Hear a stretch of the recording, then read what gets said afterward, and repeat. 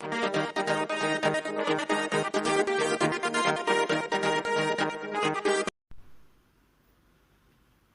Students, मैं तौफीक खान आपका अपने इस YouTube के चैनल पर बहुत बहुत स्वागत करता हूं। तो बच्चों, आज हम लोग पहली क्लासेस स्टार्ट करने जा रहे हैं। सबसे पहले मैं आपको अपना इंट्रोडक्शन देता हूं। मेरा नाम तौफीक खान है, मेरा MSc केमिस्ट्री से है और प्रेजेंट टाइम पर मैं 3 कॉलेज अटेंड भी कर रहा हूं। साथ ही साथ बच्चों, इस कोरोना की लहर को देखते हुए मैंने अपना ऑनलाइन चैनल फिर से स्टार्ट करना शुरू किया है। जैसा कि मेरा एक और चैनल था, वो चैनल यूट्यूब पे केमिस्ट्री की ही क्लास देता था, प्रोवाइड करता था, और वो चैनल आप लोगों के सहयोग से मोनेटाइज हो चुका है। उसमें ऐड भी आते हैं, सब कुछ है, परंतु उसमें थोड़ा सा वीडियो की क्वालिटी अच्छी नहीं थी।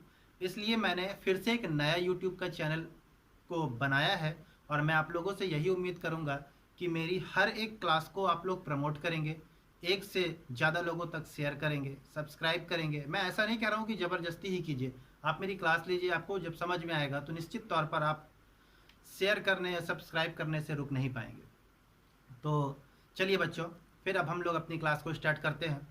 बच्चों, आज मैं आप लोगों को स्टार्ट करने वाला हूँ केमिस्ट्री का सेकेंड पार्ट। केमिस्ट्री का हम लोगों का एक सेकेंड पार्ट है, सेकेंड बुक है, जिसे कार्बनिक रसायन भी कहते हैं। ये कार्बनिक रसायन क्लास 12th पर जो स्टार्ट होता है, ये आप 10वें लेसन, जो 10वां लेसन है, वो हमारा सेकेंड बुक के अंदर इंक्लूड किया जाता है। तो जो 10वां लेसन है उसका नाम है हेलो एल्केन तथा हेलो एरिन। ध्यान रखिएगा, आप लोग बराबर मेरे लेक्चर को समझते जाइए और उसकी नोट्स भी बनाते जाएंगे। तो जैसा है आप अपना लेसन का नाम डाल सकते हैं, हेलो एल्केन तथा हेलो एरिन, जो सेकेंड बुक का पहला लेसन होगा, यानी लेसन 10। तो अब बच्चों, इस लेसन का नाम मैं मेंशन करता हूं।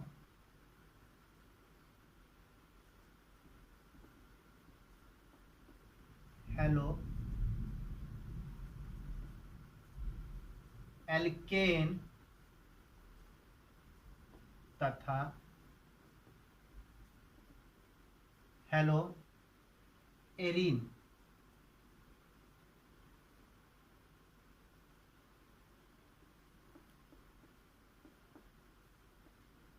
यही है लेसन का नाम बच्चों।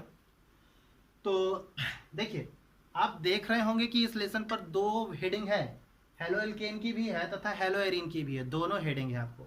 तो अगर मैं बीचों बीच आपको कभी हेलो एल्केन भी पढ़ाता रहूं, कभी हेलो एरिन भी पढ़ाता रहूं, तो मज़ा नहीं आएगा। मेरी सोच ये है, एक एक टॉपिक करते हैं। पहले हम लोग हेलो एल्केन पढ़ते हैं, जब ये पूरा कंप्लीट हो जाएगा तो फिर हम लोग हेलो एरिन का डिस्कशन करेंगे। तो आइए, इसी पार्ट्स पर अब हम लोग इसको स्टार्ट करते हैं, हेलो एल्केन को स्टार्ट करते हैं। सबसे पहले बात आती है, हेलो शब्द क्या होता है। तो हेलो की बात करते हैं। ये जो हेलो है, इसका बच्चों पूरा नाम होगा हैलोजन। अब हैलोजन क्या है? हैलोजन एक ग्रीक भाषा का शब्द है जिसका अर्थ होता है लवण बनाना, साल्ट बनाना। ठीक है, ये हैलोजन जो है, ये हमारी आवर्त सारणी के वर्ग 17 आप देखे होंगे, हमारे पास आवर्त सारणी कुछ इस मॉडल पर होती है, ये है ना, इस तरह आपने देखा होगा निश्चित तौर पर, ऐसे कुछ होते हैं। तो यहाँ ये जो सबसे लास्ट है ना, ये 18वां वर्ग है, इसको अक्री गैस तत्व भी बोलते हैं। इसके ठीक बगल वाला जो होता है, यही 17वां ग्रुप है, और 17वें ग्रुप के अंतर्गत हैलोजन को रखा जाता है। तो वो हैलोजन है क्या? देखिए, fluorine, chlorine, bromine, iodine and astatine. ये जो आपको देख रहे हैं 5 एलिमेंट्स आप देख रहे हैं, ये पांचों के 5 एलिमेंट्स वर्ग 17 पर रखे गए हैं। एस्टेटाइन पर रेडियो एक्टिव गुण ज्यादा पाए जाते हैं, इसीलिए इसको हैलोजन के अंतर्गत नहीं रखा जाता, सिर्फ इन 4 को ही हैलोजन के अंतर्गत रखा जाता है। आगे बढ़ते हैं। ये जो हैलोजन है, halogen fluorine, chlorine, bromine, iodine, ये इतने ज्यादा क्रियाशील होते हैं कि ये प्रकृति में मुक्त नहीं होते। मुक्त का मतलब आप समझ रहे होंगे, स्वतंत्र नहीं होते। ये इतने ज्यादा रिएक्टिव हैं कि खुद से ही एक दूसरे से मिक्सअप होते हैं, एक दूसरे से ही बंध बनाकर जुड़े होते हैं। जैसे आपने देखा होगा अक्सर क्लोरीन को हम लोग इस तरह नहीं लिखते, बल्कि Cl2 के फॉर्म में क्लोरीन लिखा जाता है। इसका रीजन सिर्फ यही है बच्चों, क्योंकि क्लोरीन अत्यधिक क्रियाशील है, और ये मैंने आपको बताया कि ये जितने भी एलिमेंट्स हैं हैलोजन, ये हमारे मुक्त अवस्था में नहीं बल्कि संयुक्त अवस्था में पाए जाते हैं। अब तो ये तो पता चल गया संयुक्त अवस्था में है। अभी देखते हैं क्लोरीन की बात करते हैं, तो इसको हम कैसे डिजाइन करेंगे। Cl सिंगल बॉन्ड Cl, ये चूंकि क्लोरीन अधातु है और ये भी क्लोरीन अधातु है, तो अधातु अधातु के बीच जो बनने वाला बंध होता है उसको सहसंयोजी बंध कहते हैं। दो अधातुओं के बीच बनने वाले बंध को सहसंयोजी बंध कहते हैं। लेकिन सहसंयोजी बंध भी दो प्रकार के होते हैं, वो या तो ध्रुवी हो सकते हैं या तो अध्रुवी हो सकते हैं। ध्रुवी का मतलब बेटा, अगर दोनों एटम समान हैं, ध्यान रखेंगे दोनों एटम समान है, तो ये देखेंगे दोनों समान है, और अगर ये दोनों एटम समान है तो आप जानते हैं एक बंध पर दो इलेक्ट्रॉन होते हैं, एक इस क्लोरीन का था और एक इस क्लोरीन का था, तो इसकी एनर्जी भी उतनी है जितनी इसकी है। तो ना ये इलेक्ट्रॉन अपनी ओर खींच पाएगा, ना ये क्लोरीन अपनी ओर इलेक्ट्रॉन खींच पाएगा। तो रिजल्ट क्या होगा, जब इलेक्ट्रॉन कोई नहीं खींच पाता तो उसी बंध को हम लोग बोलते हैं नॉन पोलर बॉन्ड। ठीक है, यानी अध्रुवी सहसंयोजी बंध, यही है बंध आपका। ठीक है, तो अब आप जान गए होंगे इनके बीच जो बंध बनता है वो कैसा है, अध्रुवी, और इनके बीच ये जो आकर्षण होता है ना, बहुत ही दुर्बल होता है, बहुत ज्यादा प्रबल नहीं होता। ठीक है ना, आगे देखते हैं। एक खासियत और है ये हैलोजन की, ये जितने हैलोजन होते हैं बच्चों, ये क्या बोलते हैं, रंगीन होते हैं बच्चों। एक बहुत ही जबरदस्त इसका एनसीईआरटी क्वेश्चन बनता है, अक्सर पूछा जाता है कि हैलोजन रंगीन होते हैं क्यों। तो सबसे बड़ी बात है, इसका एक लाइन में उत्तर दे दिए भाई, जितने भी हैलोजन होते हैं वो दृश्य प्रकाश विजुअल लाइट को एब्जॉर्व करते हैं, और एब्जॉर्व करने के बाद वो रंगीन दिखाई देते हैं। तो ये थोड़ा सा है आंसर। अगर सोचिए 2 नंबर 3 नंबर में आ गया तो कैसे बताते हैं वो देखें। मैं आप इतना आप समझ गए होंगे। अगर किसी को कोई प्रॉब्लम होगी तो वो कमेंट बॉक्स पर प्रॉब्लम क्लियर कर सकता है। हाँ, तो हम लोग बात कर रहे हैं कि ये जो हैलोजन होते हैं बच्चों, ये रंगीन होते हैं, है ना। तो ये रंगीन क्यों होते हैं, इसी का हम लोग डिस्कशन करने वाले हैं। तो चलें ध्यान से देखें ये रंगीन क्यों है। मैं एक एग्जांपल लेता हूँ। मैंने लिया एग्जांपल फ्लोरीन। फ्लोरीन का परमाणु क्रमांक 9 होता है, इसका इलेक्ट्रॉनिक विन्यास 2 7, इतना जानते हैं आप लोग। ये बोर-बरी के अकॉर्डिंग इलेक्ट्रॉनिक विन्यास कर रहे हैं। जो बाहरी कोष में इलेक्ट्रॉन होते हैं इसको संयोजी इलेक्ट्रॉन कहते हैं। सबसे बाहरी कक्ष में उपस्थित इलेक्ट्रॉन को संयोजी इलेक्ट्रॉन कहते हैं, वैलेंस इलेक्ट्रॉन कहते हैं। बात क्लियर हुई। इसके ठीक पीछे वाले इलेक्ट्रॉन को कोर इलेक्ट्रॉन कहते हैं, कोर। ठीक है, अब जो भी वैलेंसी, जो भी संयोजकताएं बनती हैं, कुछ भी जो भी फॉर्मेशन होता है बच्चों, वो संयोजी इलेक्ट्रॉन के ही द्वारा होता है, इसके अलावा कोई और रोल नहीं निभाता। तो देखते हैं, सबसे पहले आप इस फ्लोरीन के लिए एक परमाणु बनाते हैं। ठीक है, इसका परमाणु का स्ट्रक्चर बनाते हैं। सबसे पहले नाभिक बनता है, आपको पता है। इस नाभिक के अंदर क्या होता है, प्रोटॉन होता है और न्यूट्रॉन होता है। ठीक है, इसके बाहर कक्षक होते हैं। ये देखिए, इस कक्षक पर कितने इलेक्ट्रॉन, ये 2 इलेक्ट्रॉन। इस कक्षक पर कितने इलेक्ट्रॉन, 7। ये 7 मैंने डिजाइन कर दिए। अब देखेंगे बच्चों, जो परमाणु होता है वो अपनी बाहरी कोष में उपस्थित इलेक्ट्रॉनों को 8 इलेक्ट्रॉन से भरना चाहता है। इट मीन्स अपना अष्टक पूरा करना चाहता है, और अष्टक 8 इलेक्ट्रॉनों से पूरा होता है। ठीक है, तो इस पे क्या है, अभी 1 इलेक्ट्रॉन इसको चाहिए। ठीक है, मैं बात कर रहा हूं कि जितने हैलोजन होते हैं वो रंगीन होते हैं क्यों, सबसे महत्वपूर्ण कारण क्यों। तो देखिए, मान लीजिए ये फ्लोरीन है। अब फ्लोरीन का आपके पास कोई परमाणु है। ठीक है, अब परमाणु पर आप एनर्जी देंगे। भाई इलेक्ट्रॉन तो खोज नहीं सकते, इलेक्ट्रॉन कहाँ है, बहुत सूक्ष्म पार्टिकल्स, उसको देख नहीं सकते, तो हम किसी पदार्थ पर ही तो एनर्जी देंगे। तो मान लीजिए ये फ्लोरीन का एक परमाणु है और इस पर हम लोगों ने कोई बाहरी प्रभाव दिया। ठीक है, कोई एनर्जी दी, तो क्या परमाणु के इलेक्ट्रॉन जो होते हैं वो एनर्जी को गेन करते हैं, और जब गेन करते हैं तो वो इलेक्ट्रॉन इस ऊर्जा स्तर को छोड़कर, ध्यान देंगे बच्चों, इसको ऊर्जा स्तर कहते हैं। ये जो कक्ष देख रहे हैं इसको ऊर्जा स्तर कहते हैं। इस ऊर्जा स्तर को छोड़कर वो अगले ऊर्जा स्तर पर जा सकता है। हो सकता है इस पर चला जाए, हो सकता है इस पर चला जाए। मैंने कहा मान लीजिए वो इस पर आया, ये इलेक्ट्रॉन ऊर्जा को प्राप्त करके उच्च ऊर्जा स्तर, यानी इससे ऊंचा ये है, इससे ऊंचा ये है, उच्च ऊर्जा स्तर पर यहाँ पर आकर रुका।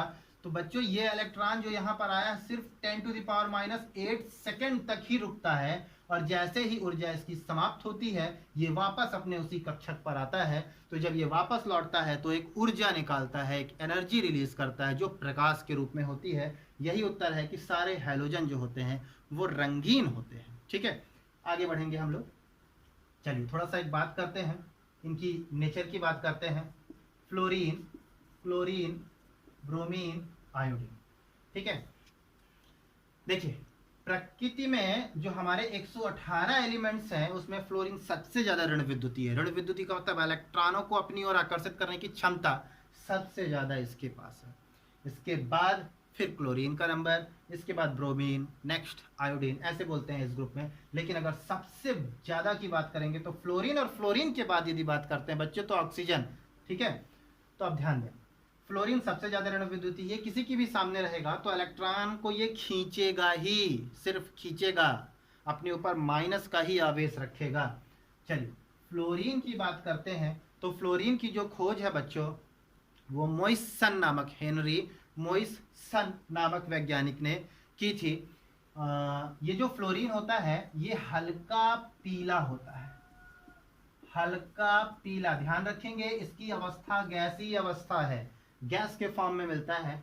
इसके बाद फिर हम लोग अगली बात करते हैं क्लोरीन की। भाई क्लोरीन की तो क्या कहना, क्लोरीन एक ऐसा एटम है जिसके पास इलेक्ट्रॉन बंधुता की क्षमता बहुत अच्छी है, ये बहुत अच्छे से बंध बना लेता है अपेक्षाकृत फ्लोरीन के। ध्यान रखेंगे इलेक्ट्रॉन बंधुता की क्षमता सबसे ज्यादा 118 एलिमेंट्स में क्लोरीन के पास, बट सबसे ज्यादा इलेक्ट्रोनेगेटिव वैल्यू किसकी होती है, वो फ्लोरीन की होती है। और इसकी खोज बच्चों किसने की थी, इसकी खोज सीले नामक वैज्ञानिक ने की थी, सीले नामक वैज्ञानिक ने की थी। और क्लोरीन का रंग हल्का पीला, हल्का हरा, ऐसे बोल सकते हैं, या तो आप सीधे बोल सकते हैं पीला हरा रंग का होता है।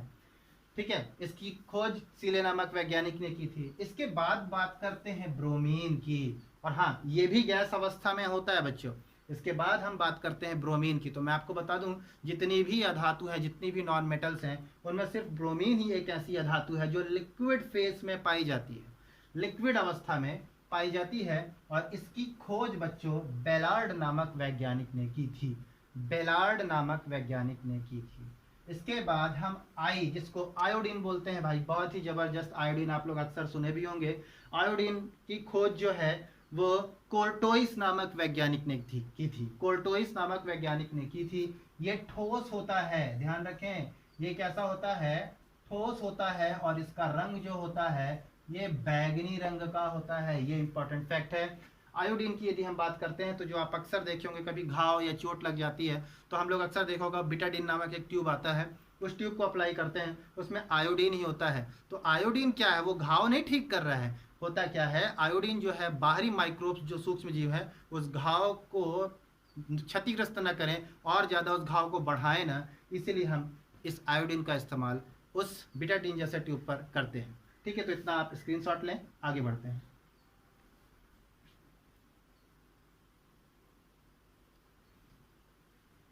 चलिए आगे बढ़ते हैं, हो गया।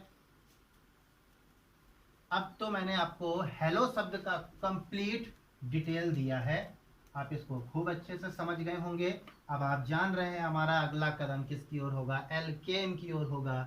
जी हाँ, एल्केन की ओर। एल्केन क्या है बच्चों, ठीक है, एल्केन को हम लोग बोलते हैं संतृप्त हाइड्रोकार्बन। क्या बोलते हैं, संतृप्त हाइड्रोकार्बन।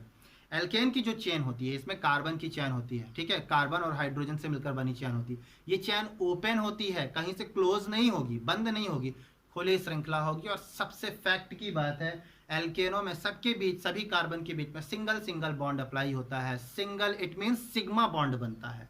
सिंगल बॉन्ड को आप जानते हैं हमेशा सिग्मा बॉन्ड ही बुलाते हैं, ठीक है, तो सिग्मा बॉन्ड बनता है। ध्यान रखें एल्केन का जो बच्चों फार्मूला होता है वो फार्मूला CnH2n +2, नोट इट, बहुत ही इंपॉर्टेंट बात है ये है, ठीक है। फॉर एग्जाम्पल मान लीजिए मैंने कहा n क्या है, तो n है बच्चों कार्बन परमाणु की संख्या, कार्बन परमाणु की संख्या। तो जहां जहां n होगा वहां वहां कार्बन परमाणु की संख्या पुट की जाती है। मैंने कहा कि मेरे पास कार्बन परमाणु की संख्या कितनी है, 2। तो आप ध्यान दें n की जगह पर 2 लिखेंगे निश्चित तौर पर। ये मैंने लिखा 2, इस पर लिखा h, इस पर लिखा 2, n की जगह पर लिखेंगे 2 जो मल्टीप्लाई फॉर्म पर होगा +2। ध्यान दें C2, 2 दूना ये 4, 2 6। यही है बच्चों एल्केन। अब देखें पहचानते कैसे हैं, हम कहते हैं कार्बन परमाणु की संख्या, कार्बन परमाणु की संख्या हाइड्रोजन परमाणु के लिए दुगने से 2 ज्यादा है, दुगने से 2 ज्यादा है, ध्यान रखेंगे। इसका दुगना करते हैं हाइड्रोजन परमाणु के लिए, दुगना करेंगे 2 दूना 4, और लेकिन दुगने में 2 ज्यादा तो 6, निश्चित तौर पर 4 पहले था, 2 और ज्यादा कर दिया तो 6। ये इसकी पहचान होती है। एल्केन की पहचान आप कैसे करेंगे, कार्बन परमाणु की संख्या हाइड्रोजन परमाणु की संख्या के लिए दुगने में 2 ज्यादा होती है, ठीक है। आगे देखिए एल्केन का एक और नाम मैंने आपको बताया, इसको संतृप्त हाइड्रोकार्बन भी बोलते हैं। एक और इसका नाम है, इसको बोलते हैं पैराफिन, पैराफिन इसका एक और भी नाम है, ठीक है। आगे बढ़ते हैं। हाँ अब मैं आपको बताऊं एल्केन में जो सबसे छोटा एल्केन है उस श्रृंखला का वो है CH4। CH4 एल्केन की श्रेणी में सबसे छोटा सदस्य है, ठीक है। अब हम लोग आगे बढ़ते हैं अपने टॉपिक पर, हेलो एल्केन क्या है, ठीक है। तो अब आप देखिए मैं इसकी डेफिनेशन लिखता हूं। जब किसी संतृप्त हाइड्रोकार्बन, संतृप्त हाइड्रोकार्बन, बात समझ गए, यानी एल्केन संतृप्त हाइड्रोकार्बन के एक या एक से अधिक, एक या एक से अधिक हाइड्रोजन का प्रतिस्थापन, ध्यान देंगे प्रतिस्थापन का मतलब हाइड्रोजन का हटना, ठीक है। एक या एक से अधिक भी हट सकते हैं, ठीक है ना। तो जब हाइड्रोजन का प्रतिस्थापन हो, किसके द्वारा, हाइड्रोजन का प्रतिस्थापन एक्स के द्वारा। बच्चों एक्स का मतलब है हैलोजन, यह हैलोजन को दर्शाने का प्रतीक है। आप इसको एक्स बोल सकते हैं, क्रॉस बोल सकते हैं, मल्टीप्लाई का सिंबल बोल सकते हैं, कुछ भी दिमाग में रखिए लेकिन बनेगा सिर्फ ऐसा ही, ठीक है। हाँ तो एक्स के अंतर्गत क्या है, एफ, क्लोरीन, ब्रोमीन, आयोडीन, जैसा भी इस पर चर्चा हो चुकी है, ठीक है। तो किसी संतृप्त हाइड्रोकार्बन यानी एल्केन के किसी एक या एक से अधिक हाइड्रोजन का प्रतिस्थापन एक्स के द्वारा होता है, एक्स के द्वारा होता है, तो इसे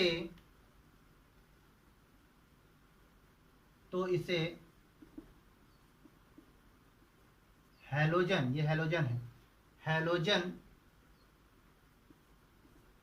व्युत्पन्न, व्युत्पन्न यानी हैलोजन के द्वारा बन रहा है ना, हैलोजन व्युत्पन्न हाइड्रोकार्बन कहेंगे। ध्यान रखें किसी संतृप्त हाइड्रोकार्बन यानी उसकी जो चेन होगी उसमें सिंगल बॉन्ड होगा। अब उसमें जो हाइड्रोजन का ही प्रतिस्थापन होना है, ये देखिए हाइड्रोजन की संख्या कितनी हो सकती है, एक या एक से अधिक हो सकती है। इसका प्रतिस्थापन यानी उसका हटना, हटने का मतलब समझ लीजिए बच्चों, जैसे आप सफ़र कर रहे हैं, सफ़र करने के दौरान आपको कोई एक बुजुर्ग महिला दिख गई ट्रेन पर बैठे, खड़े होके आपने देखा वो खड़ी है और आप बैठे हैं, बहुत बुजुर्ग है, सही से खड़ी नहीं हो पा रही, आपने कहा अम्मा जी, माता जी, जो भी आप उनको संबोधित करें, आप बैठ जाइए, मैं खड़ा हो जाता हूँ। तो आप क्या देख रहे हैं, एक का बैठना, एक का उठना, एक का आना, एक का जाना, यही प्रतिस्थापन है, ठीक है। तो ये जो प्रतिस्थापन होगा बच्चों किसके द्वारा, एक्स हैलोजन के द्वारा, हैलोजन में कुछ भी हो सकते हैं, चारों में से कुछ भी एक हो सकते हैं, ठीक है ना, के द्वारा जब होगा तो अब क्या देख रहे हैं, प्रतिस्थापन किसके द्वारा हो रहा है बेटा, हैलोजन के द्वारा। तो हैलोजन का व्युत्पन्न यानी हैलोजन का एक नया यौगिक बन रहा है, ठीक है, जिसे हाइड्रोकार्बन कहेंगे, ठीक है, हैलोजन व्युत्पन्न हाइड्रोकार्बन कहेंगे, ध्यान देंगे, हैलोजन व्युत्पन्न हाइड्रोकार्बन कहेंगे। और ये जो हमारा पार्ट है ये दो भागों में बट जाएगा। वो पहला भाग होता है हैलो एल्केन तथा हैलो एरीन। ठीक है, ये देखिए, अब हम लोग बात करते हैं हेलो एल्केन की। ठीक है ना, तो यहाँ पर आप देख रहे हैं इस डेफिनेशन के अंतर्गत ये दोनों इंक्लूड हैं। हो सकता है वो हाइड्रोकार्बन या तो ओपन हो सकता है, खुली श्रृंखला वाला हो सकता है। खुली श्रृंखला का मतलब बच्चों जैसे C2H5, ठीक है, सॉरी C2H6, दुगने में दो ज़्यादा है यानी एल्केन है। इसका स्ट्रक्चर कुछ ऐसा बनेगा, सिंगल बॉन्ड होता है, मैंने आपको बताया एल्केन में हमेशा सिंगल बॉन्ड होगा। ये देखिए सिंगल बॉन्ड, ये ऐसे ड्रा हो गया, ये इसका स्ट्रक्चर है।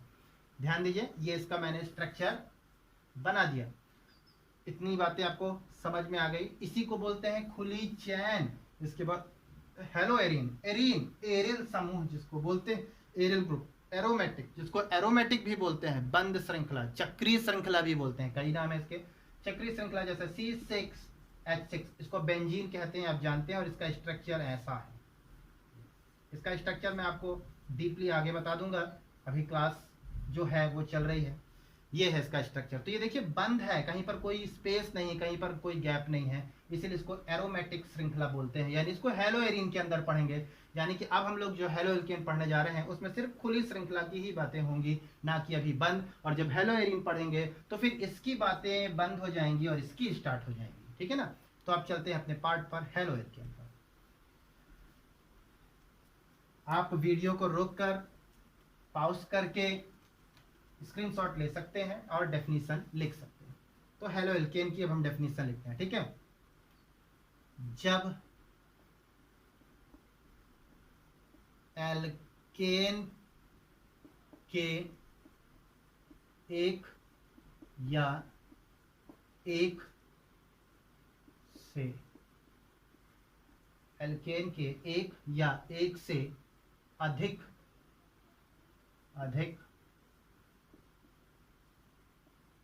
हाइड्रोजन का प्रतिस्थापन X यानी क्रॉस यानी हैलोजन, ठीक है, प्रतिस्थापन X द्वारा होता है तो इसे ही हेलो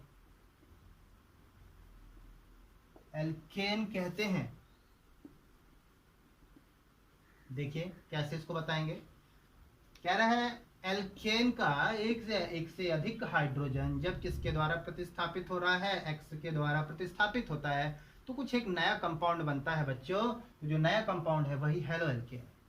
इसको कैसे समझते हैं, देखिए अब हम लोग एल्केन की बात करते हैं। ठीक है, तो एल्केन की हम लोग बात करते हैं तो एल्केन का कोई एक स्ट्रक्चर ले लेते हैं हम लोग, जैसे CH4 मैंने भी बोला था ये एल्केन है। ठीक है, अभी मैंने बताया था ये सबसे स्मॉलेस्ट यूनिट है, सबसे छोटी इकाई है एल्केन की, सबसे प्रारंभिक। कितने हाइड्रोजन थे इसमें, 4। इसका स्ट्रक्चर बनाते हैं। इसका स्ट्रक्चर ऐसा नहीं होता है, वो तो हम ऐसे आपको बता दिए। ठीक है, इस पर जो है कार्बन पर 4 हाइड्रोजन है, क्योंकि कार्बन 4 बार बंध बनाता है इसलिए 4 हाइड्रोजन है। ठीक है ना, आगे देखिए, इसको यदि हम किसी बच्चों X के द्वारा जोड़ दें, आप ध्यान रखेंगे अकेला X कभी नहीं हो सकता।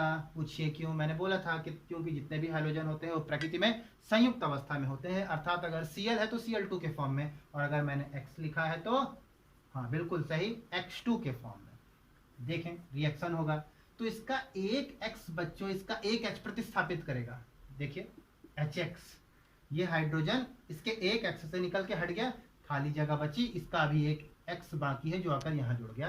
तो देखें क्या बना, CH3X, मेथिल हैलाइड इसको बोलते हैं, मेथिल हैलाइड। ये देखें, इसको समझिए, इतना स्क्रीनशॉट लीजिए, आगे चलते हैं। चलिए आगे बढ़ते हैं।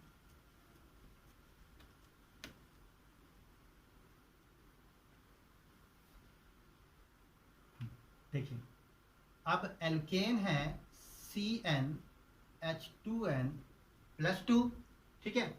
अगर इसके साथ हम लोग X जोड़ते हैं तो हमको पता है हेलो एल्केन का फार्मूला क्या मिलने वाला है बच्चों, CnH2n+1, और क्योंकि एक हाइड्रोजन हट जाएगा, ध्यान रखें। अब ये क्या है, इसका क्या नाम है सर, इसे क्या बोलते हैं, तो बच्चों इसे एल्किल बोलते हैं। एल्किल, ध्यान रखेंगे, एल्किल बोलते हैं। मैंने कहा मेरे पास N एक है, तो जहाँ जहाँ एक N है वहाँ एक रखेंगे। ये एक हो गया, ये एक हो गया, 2 और एक, ये 2 + 1 3, और ये तो एक है ही। कार्बन अपने आप को एक बता रहा है कि मैं एक ही हूँ, CH3।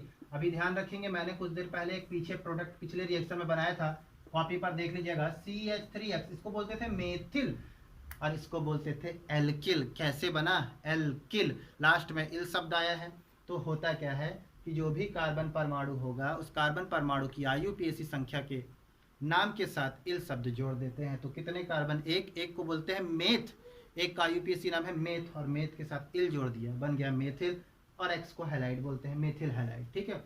अब मैं एक और नई डेफिनेशन आपको बताता हूँ, शायद आप वो लिख सकें, तो ध्यान दें।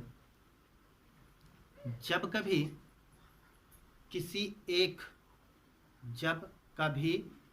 एक एल्केनो में एक या एक से अधिक हाइड्रोजन हैलोजनों के द्वारा प्रतिस्थापित होते हैं तो एल्किल हैलाइड बनता है। एल्किल हैलाइड बनता है। ये जो एल्किल हैलाइड बनता है ये किससे बनता है, तो आप जान गए, एल्केनो में जब हैलोजन जुड़ता है, एल्केनो में जब हैलोजन जुड़ता है तभी एल्किल हैलाइड बनता है। तो अब आप ऐसे भी बोल सकते हैं कि जब एल्केनो में X मिलता है या X संयोग करता है या X क्रिया करता है, ऐसे बोल सकते हैं। यानी जब एल्केनो में हैलोजन क्रिया करता है तो क्रिया करने के दौरान हेलो एल्केन बनता है और उस एल्केनो से हाइड्रोजन का प्रतिस्थापन होता है और वो प्रतिस्थापन हैलोजन परमाणु के द्वारा होता है। यही है हेलो एल्केन, ठीक है। अब हम आगे बढ़ते हैं इसी श्रृंखला में कि हम लोग हेलो एल्केन का नामकरण कैसे करते हैं। हेलो एल्केन का हम लोग नामकरण कैसे करते हैं, तो देखिए हेलो एल्केन का जो नामकरण होता है वो पहला हम लोग इसका नामकरण करते हैं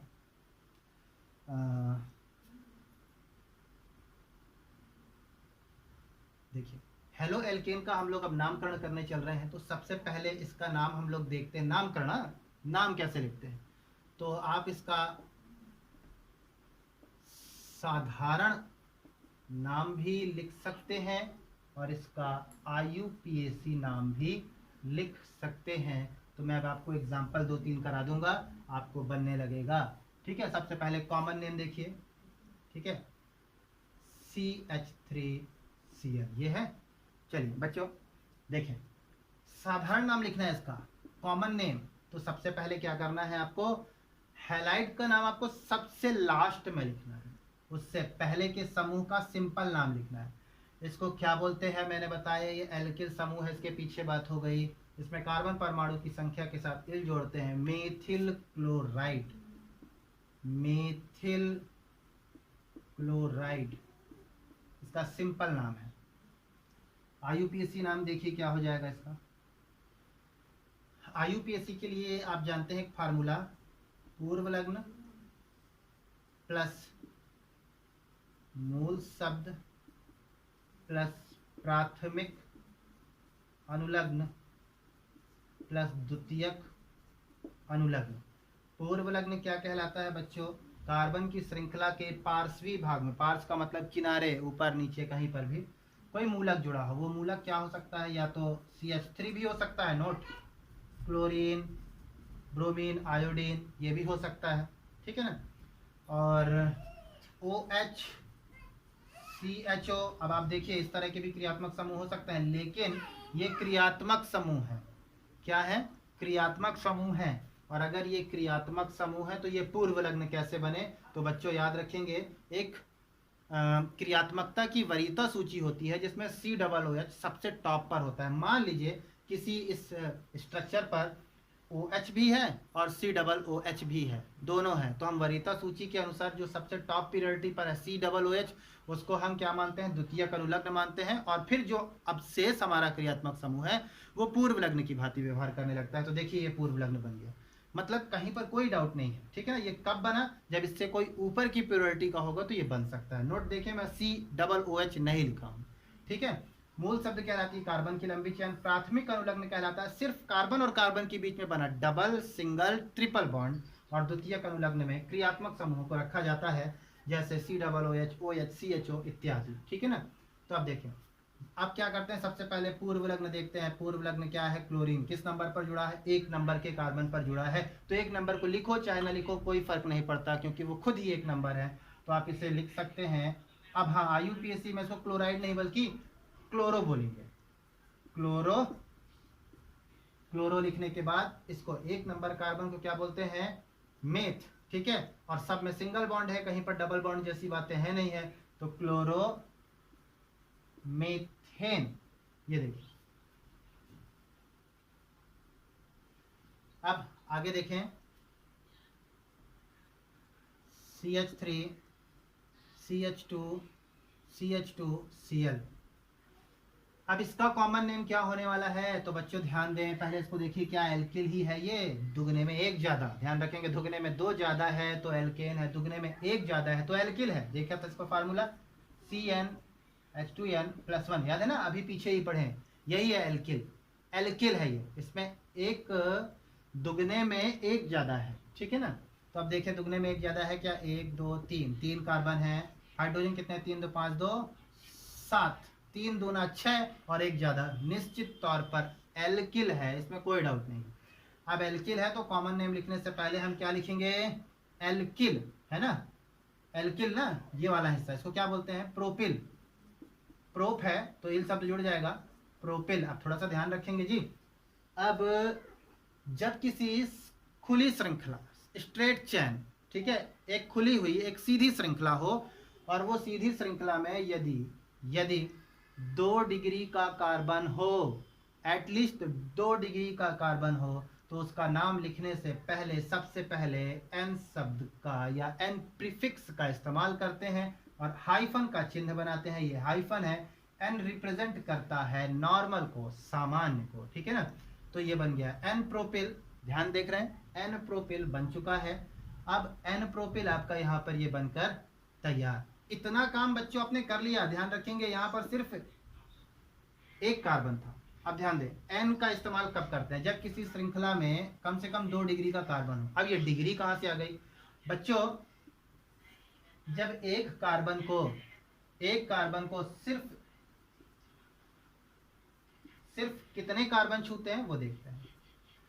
इस कार्बन को बच्चों कितने कार्बन छू रहे हैं, तो आप बोलेंगे सर ये वाला कार्बन छू रहा है। बच्चों तो ये 1 डिग्री का कार्बन है, इस कार्बन को कितने कार्बन छू रहे हैं, तो कहेंगे आप ये भी छू रहा है, ये भी छू रहा है, ये भी छू रहा है, इसका मतलब 3 कार्बन, इसका मतलब 3 डिग्री। इस कार्बन को कितना, 1 ये छू रहा है, 1 ये, इसका मतलब 2 डिग्री, इसको कितना छू रहा है, 1 डिग्री। ध्यान रखेंगे, डिग्रियां कैसे निकालेंगे, एक कार्बन को कितने कार्बन छू रहे हैं आप उसकी डिग्री बता देंगे।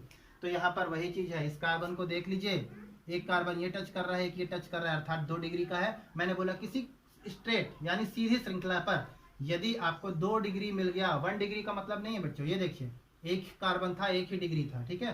तो उस दौरान अगर सिर्फ 1 डिग्री का कार्बन आपको खुली श्रृंखला पर मिल रहा है तो एन नहीं लगाएंगे, परंतु खुली श्रृंखला पर स्ट्रेट चैन पर यदि आपको कैसा मिल रहा है, आपको यदि 2 डिग्री का कार्बन मिल रहा है तो निश्चित तौर पर एन शब्द का इस्तेमाल करेंगे, एन प्रोपिल। फिर लास्ट में है Cl, इसको साधारण नाम है क्लोराइड।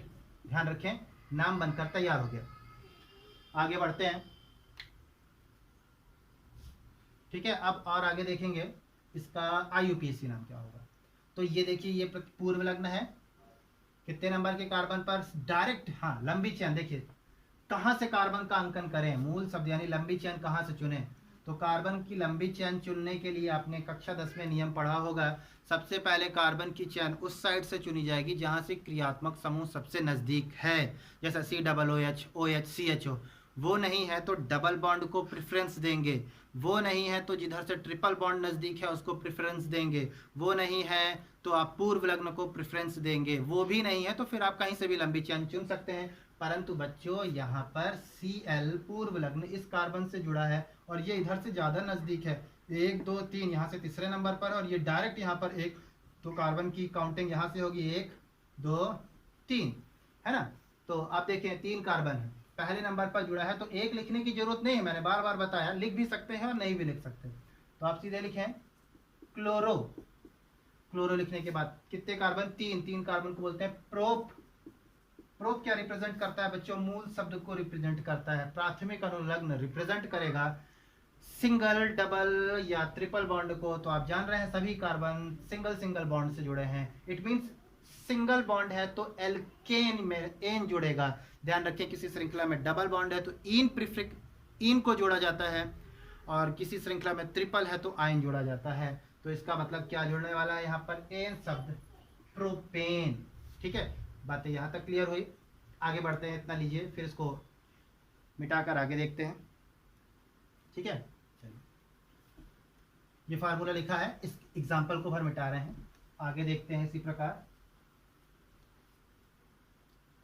चलिए अब हम लोग अगला एग्जाम्पल देखते हैं, तीसरा होगा ना हम लोगों का एग्जाम्पल। जैसे CH3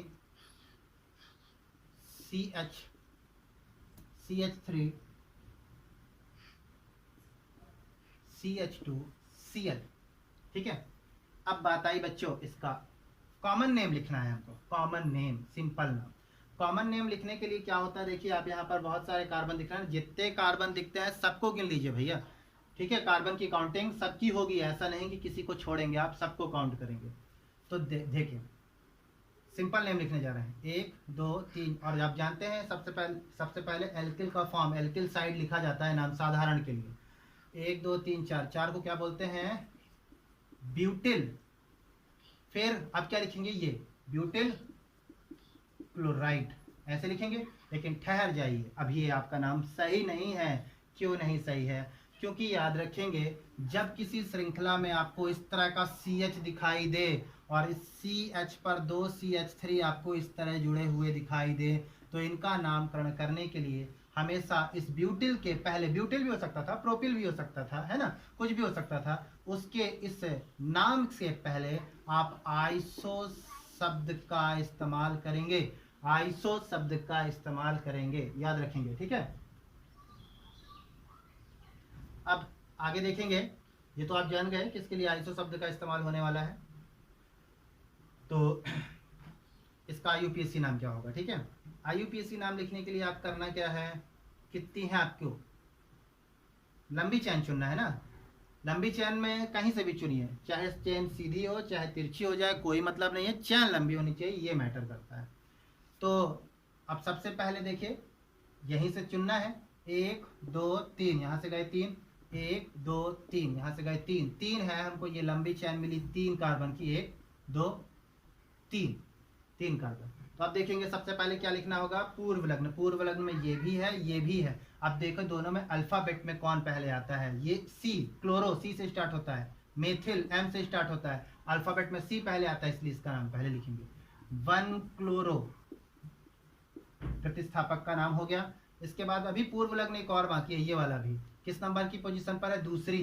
तो आप लिखेंगे 2 मेथिल, 2 मेथिल, और फिर 3 कार्बन की चैन जो कि मूल शब्द को रिप्रेजेंट करेगी, इसको बोलते हैं प्रोप। प्रोप, और प्रोप में प्राथमिक अनुलग्न सब में सिंगल बॉन्ड है, आप देख सकते हैं प्रोपेन। ये इसका IUPAC नाम जनरेट हो गया। ठीक है ना, तो ऐसे आप इसका IUPAC नाम बनाएंगे। ठीक है, अभी आपको बच्चों इससे रिलेटेड IUPAC नाम यदि आपको नहीं बनते हैं या आपने नहीं सीखा तो घबराए नहीं, 11th की जब क्लासेस स्टार्ट होगी तो मैं इसमें IUPAC नाम को बहुत ही विस्तृत ढंग से बताऊंगा, आप उससे आसानी से समझ सकते हैं। ठीक है, अब ये कुछ नामकरण था, कैसे आप करना है वो देख सकते हैं। अब हम लोग देखते हैं हेलो एल्केन के नाम तंत्र, कितने इसके नाम होते हैं, कैसे कैसे बनाते हैं वो देखिए। तो सबसे पहले हेलो एल्केन की हम बात करते हैं, तो ये 1 डिग्री का हेलो एल्केन होता है, 2 डिग्री का हेलो एल्केन होता है और 3 डिग्री का हेलो एल्केन होता है। इतने इसके नाम है बच्चों। 1 डिग्री के हेलो एल्केन की बात क्या करते हैं, पहले मैं स्ट्रक्चर बना दूंगा तो बहुत आसानी से समझ में आ जाएगा। CH3CH2X।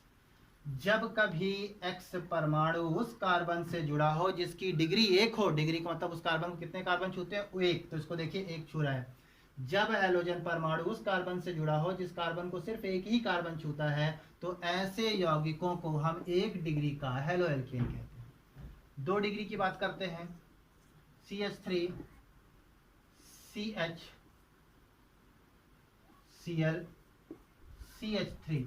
ध्यान दें, ये क्लोरीन यानी X किस कार्बन से जुड़ा है, इस कार्बन से। इस कार्बन को कितने कार्बन छू रहे हैं, ये भी छू रहा है, ये भी छू रहा है। इट मीन्स इसकी कितनी डिग्री, आपका जवाब आएगा 2 डिग्री। तो इसकी कितनी डिग्री आ गई, 2 डिग्री। तो इसीलिए इस यौगिक को क्या बोलेंगे, 2 डिग्री का हेलो एल्केन। यानी कि जब किसी यौगिक पर 2 डिग्री के कार्बन पर हेलोजन समूह जुड़ा होता है तो ऐसे यौगिक को 2 डिग्री का हेलो एल्केन कहते हैं। इसी प्रकार 3 डिग्री का हेलो एल्केन कैसा होगा वो देख लीजिए। CH3CH3CL Cl की जगह पर कुछ भी ले सकते थे, ब्रोमीन भी ले सकते थे, आई भी ले सकते थे। तो अब देखें, ये क्लोरीन उस कार्बन से जुड़ा है जिस पर कितने कार्बन जुड़े हैं, कितने कार्बन छू रहे हैं, 3, 1 2 3, 3 कार्बन छू रहे हैं बच्चों। तो इसका मतलब ये यौगिक कितने डिग्री वाला हो गया, 3 डिग्री वाला हो गया। तो आप बोलेंगे जब कभी क्लोरीन उस कार्बन से जुड़ता है जिस कार्बन को 3 कार्बन टच करते हैं तो ऐसे यौगिक को 3 डिग्री का हेलो एल्केन कहते हैं। तो बच्चों यहीं पर आज मैं अपनी क्लास को समाप्त करता हूं। इसी तरह हम इसका नेक्स्ट वीडियो पर अब हम नया लेक्चर लेके आपके सामने उपस्थित होंगे। तो आप यहाँ तक के नोट्स को बराबर लिखते भी जाएं, कॉपी पर समझने के बाद लिखते भी जाएं। किसी तरह का कोई दिक्कत हो तो कमेंट बॉक्स पर या मेरा पर्सनल नंबर स्क्रीन पर इसमें शो करता है, ठीक है, आप उस पर भी आप अपनी समस्या मुझसे पूछ सकते हैं। जो भी दिक्कत हो उस डाउट को दूर कर सकते हैं। धन्यवाद।